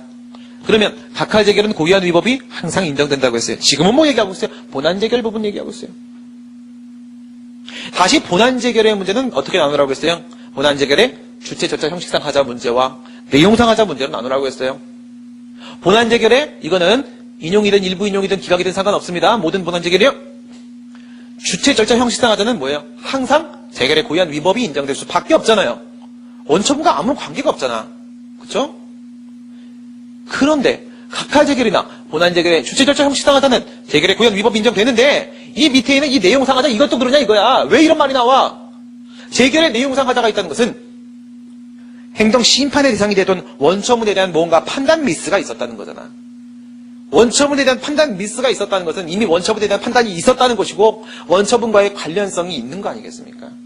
원처분과 관련이 있으면 원처분에 대해서 소송을 제기하라면서요. 그래서 과연 재결의 본안 재결의 내용상 위법에도 고유한 위법이라는 게 들어가 있을 수 있어? 이런 문제가 생기는 거죠. 그런 얘기인데 긍정서를 보시게 되면 원처분의 취소를 구하는 소송에서 주장할 수 없는 재결의 내용상 위법이 있을 수 있다. 부정설 그런 게 어딨냐? 판례 보세요. 재결 자체의 고유한 위법은 원처분에는 없고 재결에만 있는 주체, 절차, 형식 뭐라고요? 내용까지 포함되어 있습니다. 그렇죠? 내용상 위법까지 포함된다라고 분명히 판시를 했습니다. 재결의 이유 모순의 위법 사유는 즉 뭐야 이거? 내용상 위법 사유. 재결의 내용상 위법 사유는 그 자체의 고유한 하자가 인정될 수 있어서 재결 처분 취소를 제기할 수 있다. 이건 우리가 어떻게 배웠었냐면 일부 인용 재결은 내용상 고유한 위법은 없다고 했어요. 그러나 전부 인용 재결은 원처분이 제3자의 행정행위인 경우에 한해서는 재결의 고유한 위법이 있을 수도 있다고 했어요. 기각 재결의 경우에 있어서는 추가적 불이익이 발생했을 때는 내용상 위법이지만 재결의 고유한 위법이 있을 수 있다고 했잖아요. 그래서 가능하다는 겁니다. 그 다음 수정 재결과 소의 대상을 한번 보도록 하겠습니다. 이건 어떤 거냐면 여러분 수정이 뭔지 아시죠? 수정이 뭐 이수정 뭐 이런 거 아니고 그렇죠? 수정은 분리가 불가능한 변경 행위를 말하는 거죠. 분리가 불가능한 변경 행위.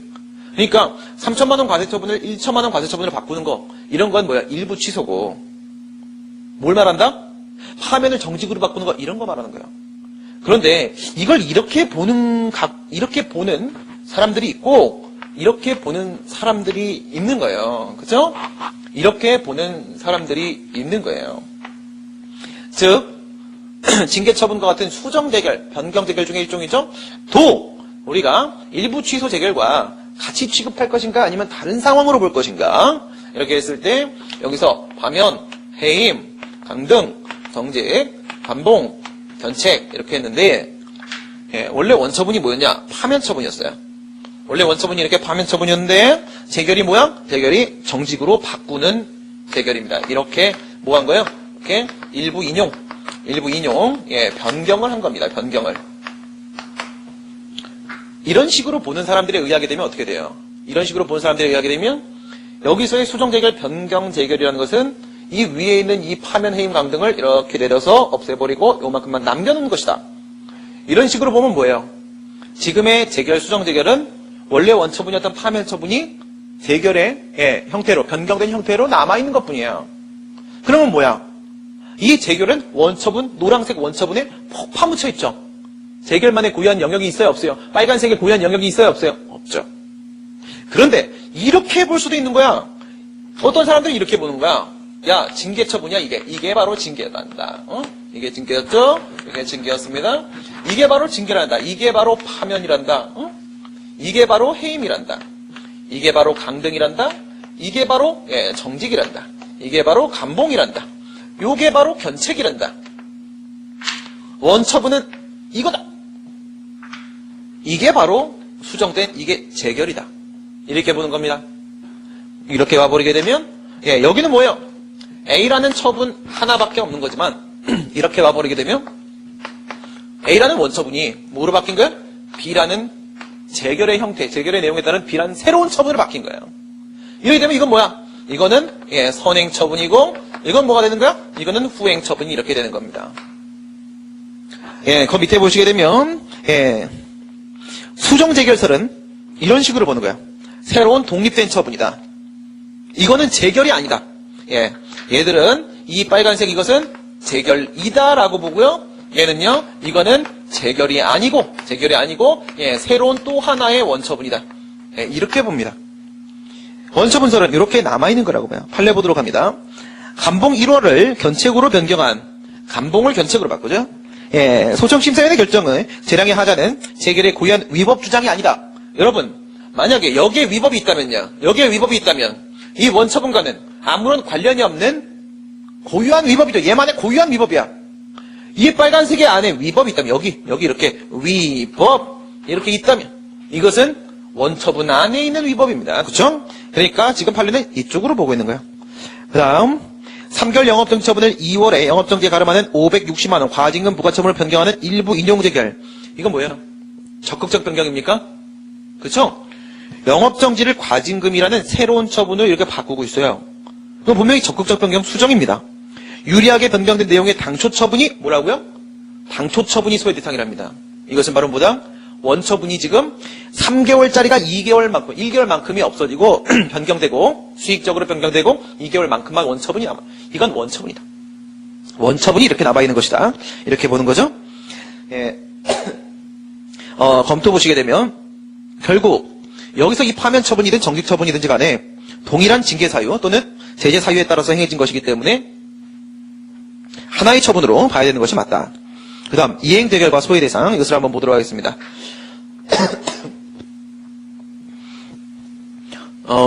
형성 재결이 있는 상황과 그 다음에 이행 재결이 있는 상황과 이렇게 한번 비교해 보도록 할게요. 형성 재결이 일단 밑에 박스 보시게 되면 인용재결청인 문화체육부 장관 스스로가 직접 당의 사업계획 승인 처분을 취소하는 형성적 재결을 한 경우에 취소 재결을 했습니다. 취소 재결. 과거에는 행정심판위원회가 재결하는 것이 아니라 재결청이 재결을 했었다고 했습니다. 그렇기 때문에 재결청이 등장하는 거고 지금으로 보게 되면 1997년도 판례죠. 그렇다면 2008년도 이전입니다. 지금은 이제 행정심판위원회가 취소 재결을 했다라고 보시면 되겠고요. 그 재결 외에 그에 따른 행정청의 별도의 처분이 있지 않기 때문에 재결 자체를 쟁송의 대상으로 할 수밖에 없다. 이건 이제 무슨 말씀이냐면 이렇게 된 거예요. 취소 재결이 이렇게 있습니다. 그 다음 처분행정청이 이 재결의 취지에 따라서 다시 이렇게 취소 처분을 했습니다. 근데 이 재결이 잘못 나온 것이다 이거예요. 이렇게 소송을 제기한다 이겁니다. 그러면 과연 여기다가 소송을 제기해야 되는 것이냐 여기다가 소송을 제기해야 되는 것이냐 이런 문제가 생길 수가 있다는 거야. 어떤 걸까요? 우리 행정소송법 19조 본문에 따르게 되면 취소의 대상은 처분 등입니다. 처분 등입니다. 이건 재결이죠? 그럼 등입니다. 이건 재결이 아니죠? 그럼 이건 처분입니다. 처분은 변수고 등은 상수값입니다. 이건 재결이면 충분합니다. 따라서 이거는 등이 맞습니다. 과연 이것이 행정소송법 2조 1항 1호의 처분이냐 이겁니다. 행정소송법상 처분이 되기 위해서는 판례가 뭐라고 봐요? 권리의무에 영향을 미치는 행위여야만 한다고 하죠. 이거에 의해서 권리의무에 영향을 미치냐 이거죠. 이미 취소 재결에 의해서 권리의무에 영향을 다 미친 거죠. 왜? 이건 형성재결이고 이에 따라 형성력이 발생하고 이미 이에 따라 기존의 처분의 효력은 소멸됐습니다. 따라서 이것은 무엇이다? 기존의 처분의 효력이 소멸됐다는 것을 다시 한번 확인하는 관념의 통지에 지나지 않는다는 겁니다. 그래서 이것은 처분이 아니죠. 애당초 처분이 아니기 때문에 이것이 아니라 이것이 소외 대상이 된다라고 얘기한 거예요. 이 판례에서 보시다시피 형성재결과 소외 대상의 문제는 발생하지 않습니다. 행정심판위원회가 형성재결을 했다면 그것이 위법하다면 그냥 그 재결이 소외 대상이 될 뿐이지 그 재결의 취지에 따라서 어떠한 처분을 했을 때 그 처분은 고려 대상이 아닙니다. 그런데 문제는 바로 이거예요. 이행재결과 소외 대상. 이행재결이 있었고 그에 따른 처분이 나왔을 때 과연 어떻게 되냐 이거예요. 이런 문제가 생기는 거죠. 명령재결이 있었습니다. 이행재결이 이렇게 있었어요. 그 이행재결에 따른 처분이 있었습니다. 이행재결에 따른 처분이 있었습니다. 이때 과연 이것이 소외 대상이냐 아니면 과연 이것이 소외 대상이냐 이런 문제가 생기는 겁니다. 거기 보시게 되면 병존설은 이행재결과 그에 따른 처분 모두 다 소외 대상이 될 수 있다고 보고 있고 처분 명령재결설은요 재결만 소외 대상이고 그에 따른 처분은 무엇이다? 그 재결에 의해서 어쩔 수 없이 나온 거니까 재결을 조져야 된다 이렇게 보는 거예요. 그런데 내부적 행위설은 뭐라는 거야? 이것은 처분행정청에게 행정부 내부에서 행정심판위원회가 처분행정청에게 이거 해라고 명령한 것일 뿐 이거에 의해서 아무런 권리의무에 영향을 미친 건 아니죠. 맞나요? 맞죠? 예를 들어서 파면 처분이 나왔는데 소청심사위원회가 정직 처분으로 바꾸라는 명령을 했습니다. 처분행정청한테. 그러면 이렇게 명령을 하게 되면 아직까지 임용권자가 정직 처분을 바꾸지 않는 상태에서 공무원 갑의 권리의무에 영향이 미쳤습니까? 파면이 정말 정직으로 지금 바뀌었습니까? 아직 안 바뀌었죠. 그렇기 때문에 이건 단순히 내부적 행위고 실제로 권리의무에 영향을 미치는 것은 무엇이다? 그에 따른 처분이다. 이건 단순히 내부적 행위일 뿐이다. 따라서 소외 대상은 죄다라고 주장하는 것이 바로 내부적 행위설입니다. 판례 보시게 되면 처분청은 취소 명령 재결에 따라 처분을 해야 하지만 처분행정청이 이행재결에 따르는 것은 기속력에 의한 것으로서 그럴 수밖에 없는 것이지만 처분행정청의 의사가 아니라 이행재결에 따른 어쩔 수 없이 구속력에 따라 어쩔 수 없이 하는 것이 맞지만 취소 처분이 항고성의 대상이 될 수 없는 것은 아니다. 이런 말이에요. 이 처분은 행정심판위원회의 이행재결에 따라서 뭐가 미쳐서 처분행정청에게 기속력이 미쳐서 명령에 따를 수밖에 없었고 그래서 어쩔 수 없이 시킨 대로 한 것뿐이지만 이것이 소외 대상이 될 수 없는 것은 아니다. 그 얘기는 이건 원래되는 것이다. 그러므로 판례는 둘 다가 가능하다라고 보고 있습니다. 병존설의 입장이죠. 그러면 검토 보도록 하겠습니다. 이행재결에 따른 취소 판결은 그러니까 만약 여기다가 소송을 제기하면 어떻게 돼요? 여기다가 소송을 제기하게 되면 얘는 관계행정청입니다. 그래서 여기서 취소 판결이 나오게 되면 이 취소 처분이 그냥 살아있는 것이 아니라 관계행정청은 이 취소 처분을 여기는 이 처분을 다시 취소를 해야만 합니다. 그러니까 이것만 제거한다고 하더라도 이것은 같이 제거된다는 거예요. 여기다 소송을 제거해도. 그 다음 여기다가 소송을 제거해서 이것을 제거하게 된다는 것은 바로 법원이 이거가 위법하다는 것을 함께 포함하고 있는 내용입니다. 그러므로 양쪽 모두 다 소외 대상이 될 수가 있다. 이렇게 볼 수가 있겠네요. 우선 지금 행정심판의 재결과 관련된 내용들을 우리가 전부 한번 봤습니다. 전부 봤는데 지금 와닿지 않는 부분들도 있으실 수 있어요. 나중에 기출문제 풀이를 하면서 사법시험 문제 중에서 보시게 되면 2007년도에 그런 문제가 있었습니다. 사법시험 2007년도 문제였죠. 거기 보시게 되면 해임 처분을 3개월 정직 처분으로 변경 명령했던 사건이 있습니다. 그 문제를 풀어보시게 되면 이 재결에 대해서 소송을 통해서 불복하는 모든 상황이 그 안에서 녹아 있어요. 그럼 여러분들이 조금 더 피부에 와 닿을 수 있을 거라고 생각이 들고요. 마지막으로 도의식 체계도를 보면서 우리 마지막 정리 한번 해보도록 하겠습니다. 취소 심판의 인용 재결과 그리고 행정소송에 대한 내용이 좌측 하단에 있죠. 취소 심판이 있습니다. 오른쪽에 인용 재결이 나왔습니다. 취소 심판의 인용 재결은 형성 재결과 이행 재결로 구분이 될 수 있습니다. 형성 재결에는 취소 재결과 변경 재결이 포함이 되어 있었습니다. 먼저 취소 재결부터 보도록 하겠습니다. 행정심판위원회가 A라는 처분에 대해서 취소하는 내용의 재결을 했습니다.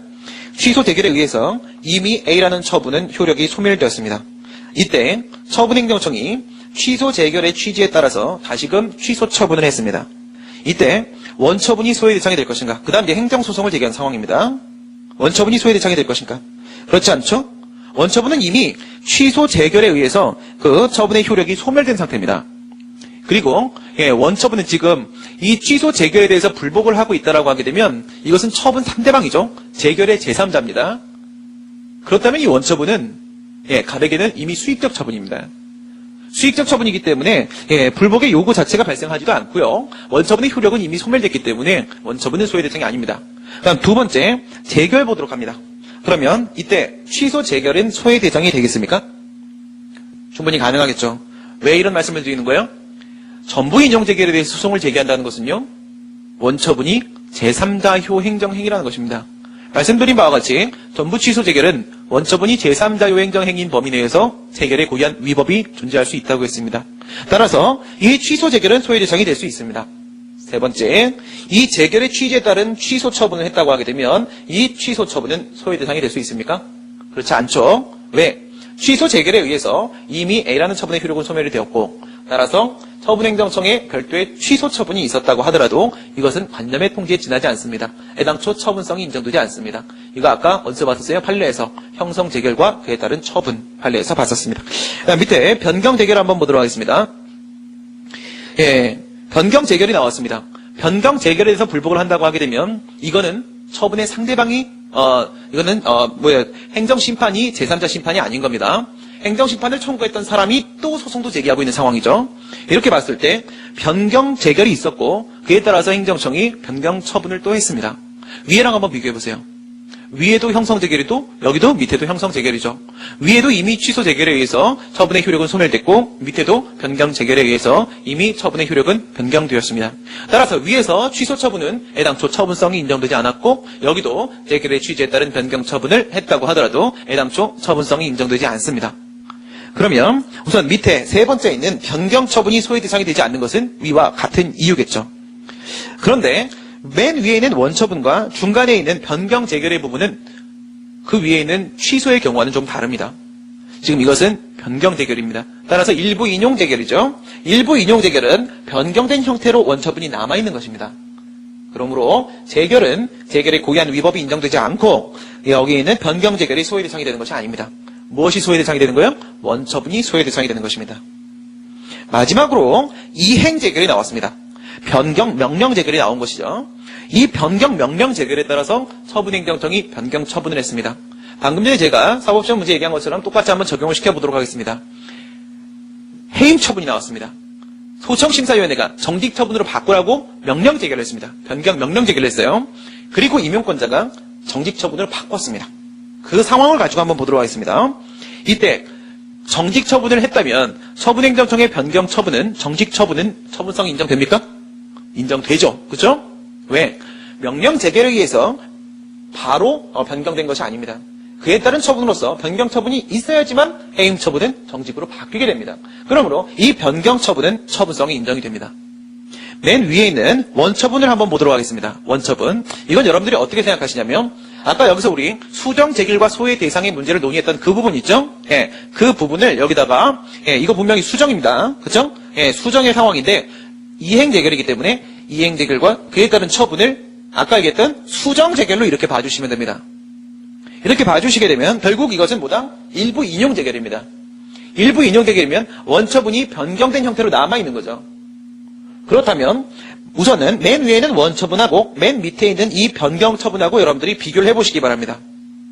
이 맨 밑에 있는 변경 처분이 별도의 독립된 처분이라면 이게 소외 대상이죠. 아까 수정 재결설이 주장했던 것처럼. 근데 그게 아니라고 했죠. 그러므로 맨 위에는 원처분이 바로 소외 대상입니다. 그리고 이것은 일부 인용 재결이기 때문에 재결의 고의한 위법이 인정되지 않습니다. 이행 재결이긴 하지만 그래서 역시 재결도 소외 대상이 아닙니다. 그러면 결국 결론은 무엇이다? 원처분이 소외 대상입니다. 쉽지 않죠? 네. 그 다음, 맨 밑에 CF에서 그러면 취소 명령 재결이 있다면 어떻게 될까? 밑에 한번 보세요. 구행정심판법 32조 3항입니다. 이것은 현행 행정심판법 몇 조? 43조 3항과 같은 겁니다. 당시에는 재결의 종류가 32조에 있었습니다. 구행정심판법에는 취소 명령 재결이 살아있었다고 했습니다. 한번 읽어드리겠습니다. 위원회는 취소 심판의 청구가 이유 있다고 인정할 때에는 처분을 취소 또는 변경하거나, 여기까지가 형성재결, 처분청에게 취소 또는 변경할 것을 명한다. 여기까지가 이행재결. 뭐 있었어요? 취소재결, 변경재결, 취소 명령재결, 변경 명령재결 모두 있었습니다. 그리고 국가공무원법에도 그렇게 돼 있다고 했죠? 예, 국가공무원법 14조 5항 3호를 한번 보도록 합니다. 뭐라고 돼 있습니까? 처분의 취소 또는 변경을 구하는 심사 청구가 이유 있다고 인정되면 처분을 취소 또는 변경하거나, 현행법입니다. 형성재결이죠? 취소 변경 둘 다 포함되어 있습니다. 그 다음 뒤에 처분행정청에게 취소 또는 변경할 것을 명한다. 취소 명령, 변경 명령 모두 포함되어 있습니다. 취소 명령 재결에 대한 문제도 여러분들이 함께 고민해 주는 게 당연히 필요합니다. 왜냐하면 여러분들이 시험을 보시다가 이런 상황을 접하게 되면 항상 징계처분으로 등장할 겁니다. 징계처분으로 등장하게 되면 국가공무원법이 등장할 겁니다. 국가공무원법에는 취소 명령 재결이 포함되어 있습니다. 행정심판법에 따른 문제를 여러분들이 바탕으로 해서 취소 명령 재결에 대한 문제까지도 고려를 해 주셔야만 한다는 겁니다. 마지막 이행재결, 취소 명령 재결했습니다. 그리고 그에 따라서 처분행정청이 취소 처분했습니다. 여러분, 맨 위에 있는 취소 재결과 같이 보셔야 돼요. 취소 재결이든 취소 명령 재결이든 이 상황에서 불복을 한다는 것은 행정심판이 제3자 심판이었다는 것이죠. 그렇죠? 여기서는 청구인과 원고가 다른 겁니다. 원처분은 소외 대상이 되는가? 원처분 소외 대상이 아니죠. 왜? 지금 소송을 제기한 사람은 처분 상대방입니다. 처분 상대방이기든 원처분이 수익적입니다. 그리고 원처분은 이미 효력이 소멸됐습니다. 그 다음 재결, 취소 명령 재결과 그에 따른 취소 처분 중에 무엇이 소외 대상인가? 이 부분은 아까 우리 교재에서 봤던 이행 재결과 소외 대상 그 문제 그대로입니다. 이행 재결과 소외 대상 그 문제에 따르게 되면 취소 명령 재결, 그 다음에 취소 처분 모두 다 소외 대상입니다. 왜냐하면 이행 재결과 소외 대상에서 우리가 봤던 판례가 바로 취소 명령 재결 판례였었습니다. 그럼 병존설에 따랐을 때 둘 다가 될 수 있는 거겠죠. 여러분들에게 제가 재결에 대한 행정소송을 통한 불복 상황을 세상에 있는 모든 경우의 수를 A에서 Z를 다 보여드렸습니다. 절대로 빠져나갈 수 없습니다. 지금 교재를 여러분들이 기본적으로 이해를 하셨다면 도의식 체계도 좌측 하단에 있는 이 모든 경우의 수를 여러분들이 비교만 하실 수 있으면 이제는 겁날 게 없는 겁니다.